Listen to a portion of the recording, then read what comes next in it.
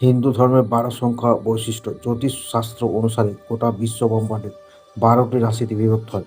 কোষ্ঠীতে 12টি ঘর থাকে। জন্মছকে এই 12টি ঘরের উপর জাতকের ভাগ্য নির্ভর করে।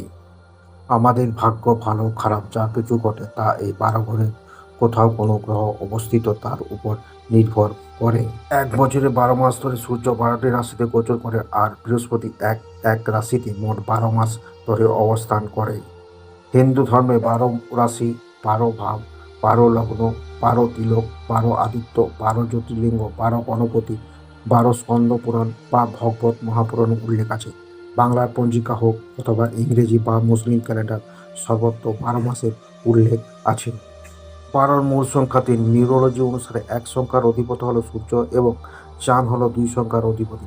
একইভাবে 3 সংখ্যার অধিপতি বৃহস্পতি। 12 সংখ্যার মধ্যে থাকা 1 ও 2 কে যোগ করলে 3 পাওয়া যায়। আর এই 3 সংখ্যার সঙ্গে জড়িত ত্রিদেব, ত্রিনেত্রী ও ত্রিশূলের মহাত্মা।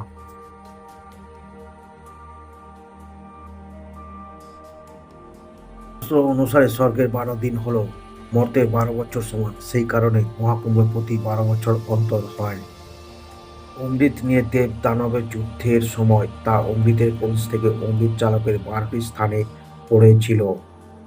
এর মধ্যে 8টি স্থান হলো স্বর্গ এবং 4টি স্থান হলো মর্ত। মর্তের এই 4টি স্থান হলো প্রয়াগ, হরিদ্বার, উজ্জয়িনী ও নাসিক। এই 4 স্থানে ঘুরিয়ে ফিরে প্রতি 12 বছর অন্তর কুম্ভ মেলা আয়োজিত হয়। বৃহস্পতি অবস্থার সঙ্গে কুম্ভ মেলার বিশেষ যোগ রয়েছে। বৃহস্পতির একটি রাশি প্রায় 12 মাস ধরে অবস্থান করে এবং 12টি রাশি ঘুরে আসতে বৃহস্পতির 12 বছর সময় লাগে। 12 বছর পর পর বৃহস্পতি কুম্ভ রাশিতে এলে মহাকুম্ভ আয়োজিত হয়।